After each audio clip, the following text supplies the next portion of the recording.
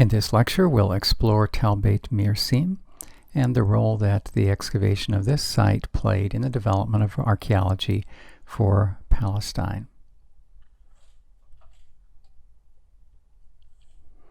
Using this relief map, we'll begin to get a sense of its location. It's in the transition zone between the hill country and the Shephelah, moving from east to west. And you can locate it north-northwest of Beersheba, roughly on a latitude with the depression of the Arnon River to the east of the Dead Sea. Let's take advantage of Google Earth to get oriented on the location of Tell Beit Mirsim. You can see it's roughly midway between the Mediterranean Sea on the west and the Dead Sea on the right. It's north-northwest of Beersheba, and it is east-southeast of Tel El-Hesi. One of the things I like about Google Earth is you can get a sense of the terrain. So notice the wrinkledness over on the east, and that's the hill country. And then it begins to smooth out into this Shephelah, the plains, heading towards the coast as we move to the west. Tell Beit Mirsim is roughly at the juncture of those two types of topography. If we zoom in a bit more, you can see the civilization that's developed around it, and also get a sense of the mound itself, just a little bit to the right of the yellow pin. As to dimension, 7.5 acres. And one of the reasons for their locating this particular excavation, investing in it, is because of the size relative to other ancient habitations in that locale. Initially, the excavators, and particularly William Foxwell Albright, who was a leading figure in this excavation, he thought it might have been the biblical town of Debir, also known as Kiryat Sefer, which happens to mean the village of the book. Subsequent to Albright's excavations, however, another archaeologist, Kochavi, identified Khirbet Rabud as Debir, so that rules out Tell Beit Mirsim. At this point, the specialists are frankly not sure which biblical site would correspond to this location. Who was operating this excavation and what institution and time frame? Again, William Foxwell Albright. First in 1924, he examined the site, and subsequent to that, then there were 4 years, springs and summers, initially a spring and then summer excavations, when the actual digging took place. Coordinator on site was a C.S. Fisher. As to institutions, there was a seminary then located in St. Louis known as Xenia Theological, and the American School of Oriental Research, otherwise known as ASOR, which becomes a very prominent institution for archaeology in the Middle East. They partnered together at this time. And now let's begin to piece together what were the periods of habitation for Tell Beit Mirsim. When they peeled down, excavated to bedrock or virgin soil, the earliest habitation would be early Bronze 3, and you see the time frame listed there on the screen. How long did habitation last? Iron 2, and this would correspond to the Israelite monarchy after the splitting of the kingdoms.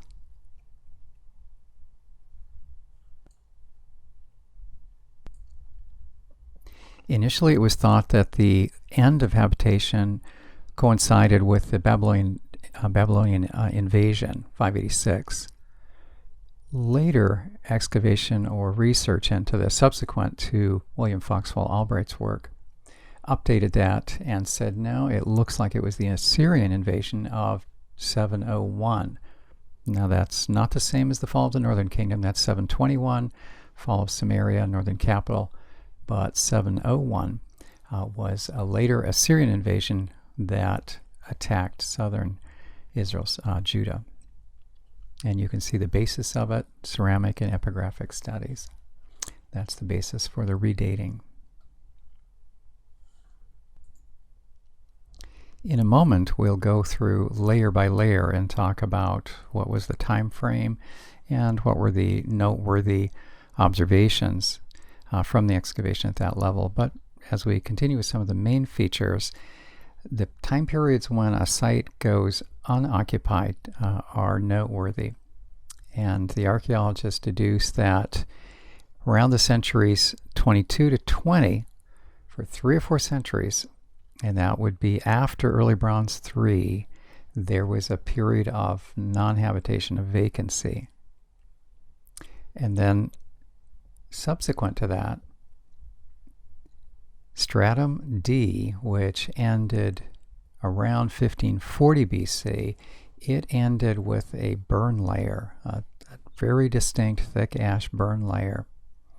And after that, for a period of more than a century, the archaeologists deduced that people were not living there. Now, Albright, in his article in the New Archaeological Encyclopedia of the Holy Land, which is a resource that I highly recommend to you, in our seminary, it's a reference work. It's very, very useful for getting a snapshot of, particularly of sites. So, in the New Archaeological Encyclopedia article, which incidentally is authored by Albright himself with an update by Raphael Greenberg, and that in itself is interesting, isn't it? We've got the originator, the original excavator, Albright, writing this article. The excavation was done in roughly the 1930s. The encyclopedia comes out in 1993, and we've still got Albright that's authoring this. But someone comes along after his article and said, you know, there's a few more things that we've found out after Professor Albright. So just the layout of that article I found fascinating.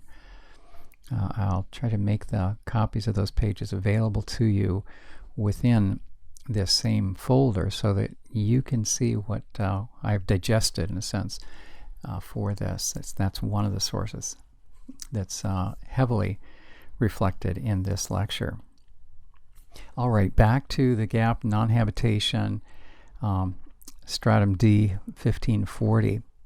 Albright points out that corresponds with something going on in Egypt, namely they are pushing out the Hyksos pharaohs, these outsiders that ruled for a period of time. Why is that interesting? Well, we've got destruction in Palestine and we've got overthrow in Egypt. So it makes you wonder, are these connected? Well, notice the final bullet. The Tell Beit Mirsim burn layer there at the end of stratum D is not likely due to anyone from Egypt making an incursion, Egypt stretching their power up into Palestine. Instead, as far as we know, our best evidence is something of that sort didn't happen until about a century later under Pharaoh Thutmose III.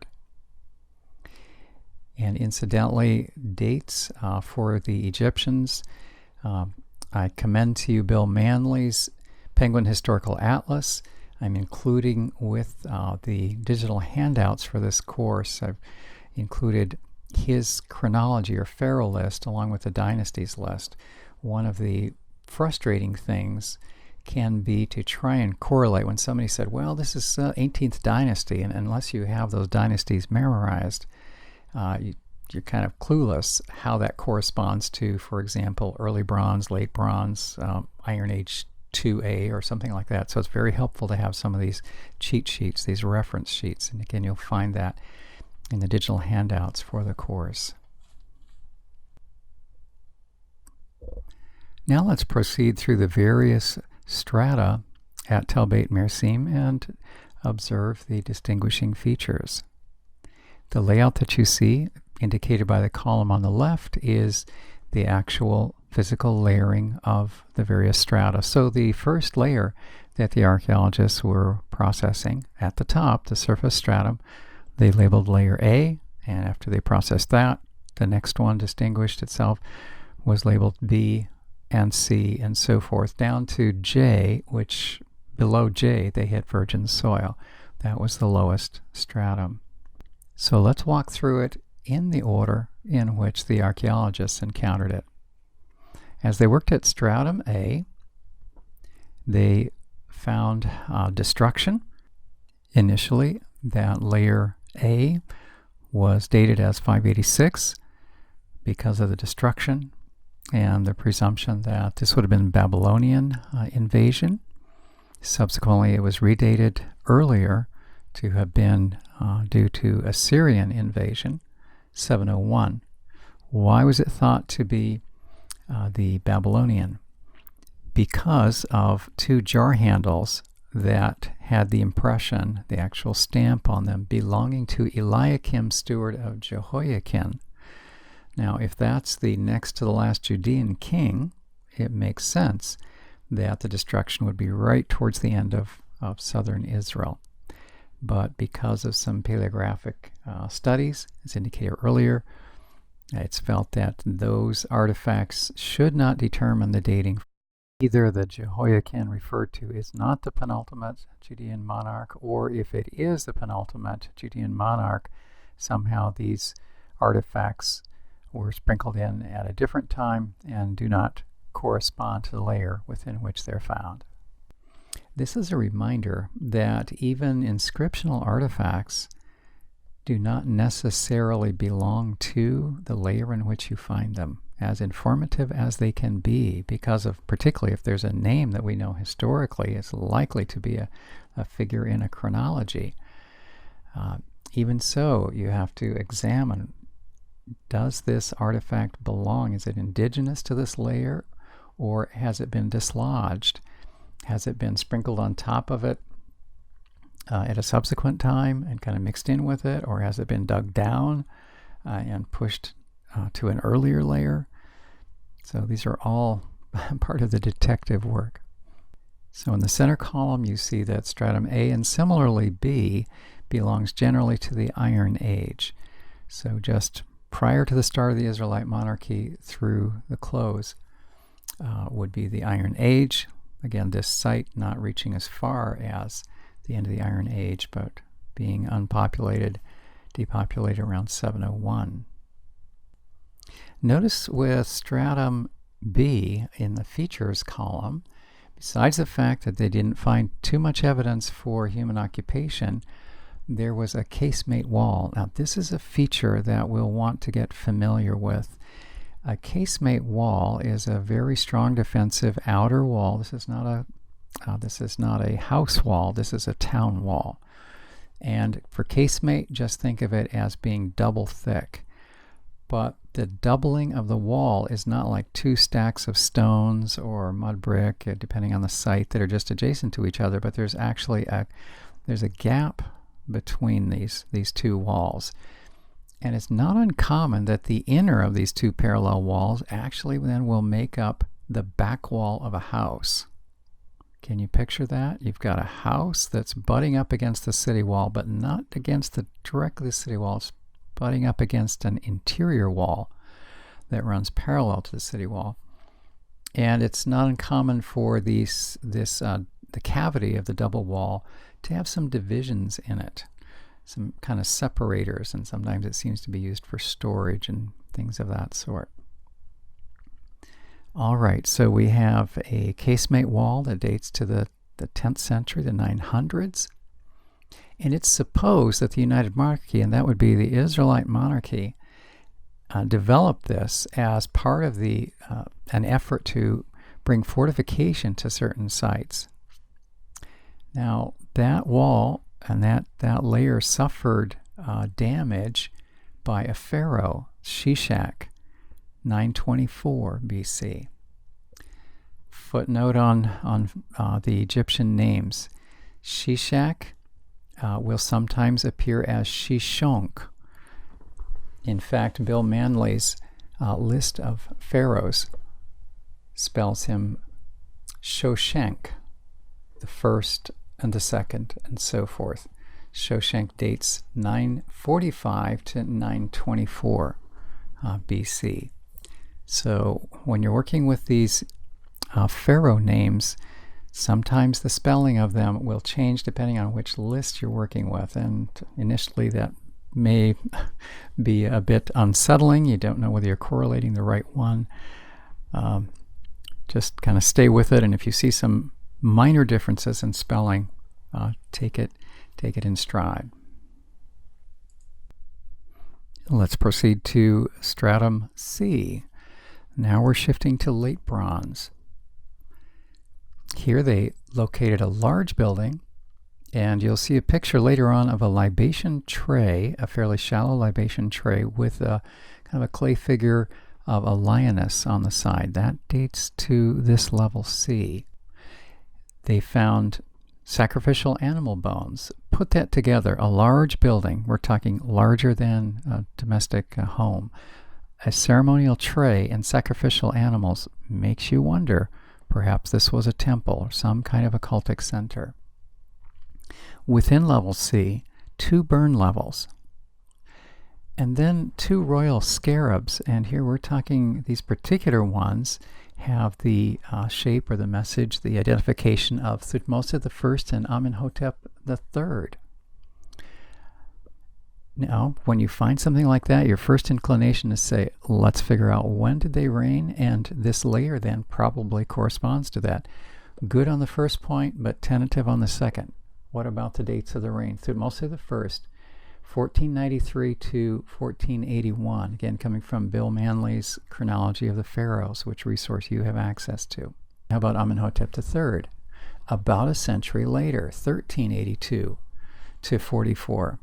And here's what Albright in that encyclopedia article comments, and this is instructive as far as how to process inscriptional evidence like this. He writes, 2 royal scarabs, one of Thutmose I and the other of Amenhotep III, cannot be used for precise dating purposes because, please notice, they may have been used as ornaments at a later date. And he comments they were found in stratum C debris. They may have been used as ornaments at a later date.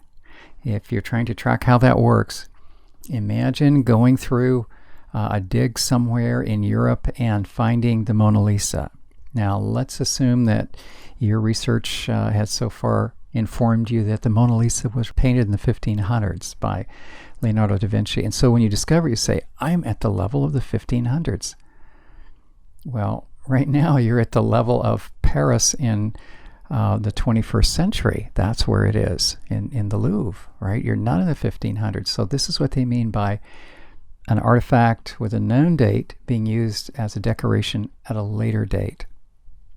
FYI, those years that I gave for those 2 pharaohs do fall within the late bronze zone that you see in the corresponding era, 1550 to 1200. But that's why Albright says we can't use these for precise dating, nailing a really narrow time frame within the late bronze era. Now, the stratum C material was built on a burn layer. So as we're digging down, that means the prior inhabitants, that would be stratum D, concluded with destruction.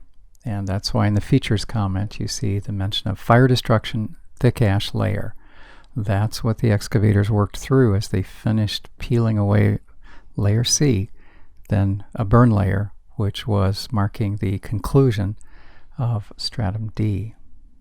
Notice again in the features column the comment that pottery manufacture was inferior at this later level, D, than at its predecessor, which is stratum E.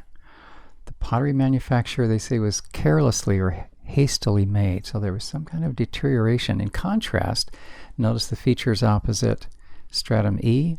They say this was the richest phase of life for the overall Middle Bronze era. As we continue peeling away the layers, we come to layer F, and we're instructed that the way they were able to distinguish between F and G was, again, G left a burn layer and F was on top of that. You'll notice that we're working through the Middle Bronze, aren't we? Middle Bronze BC was layers D and E, and now we're in Middle Bronze 2A, 1925 to 1700. Incidentally, biblical history, think of Abraham and Sarah, roughly 2000 to 1800, so this is patriarchal time frame. At stratum H, there's an interesting inference concerning the existence of a wall or a rampart. Now, they didn't find the actual vertical structure of the wall or a rampart. That would be a sloping reinforcement portion of a wall. But what they did find is an accumulation of debris. Think of trash that's blown up against a fence.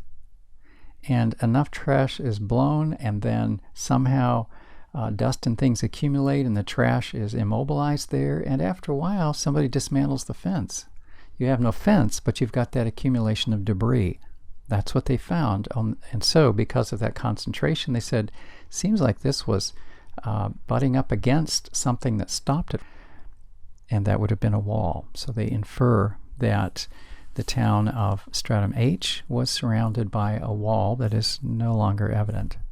Stratum I, again, fire destruction. And then a 3 to 4 century gap before stratum J, which they date to early Bronze 3. As they examine the pottery, of which there's not a lot at that level, not surprising, further down we go, we would expect to have fewer and fewer attestations of culture at that level in general. And they noticed that the pottery style corresponds to Egyptian pottery of the 6th dynasty. Once again, looking to Bill Manley's chronology of Egypt, you can see that that's around 2323 to 2150 BC. And now take those dates and lay them over in the middle column. When Albright says it's early Bronze 3, you can see that the 6th dynasty does fit within that time frame. So I hope you're getting an idea of how to digest the information that's given us in an excavation report or an encyclopedia article in this case, which condenses the more detailed excavation reports in order to try and reconstruct what life was like as best we know at these various levels.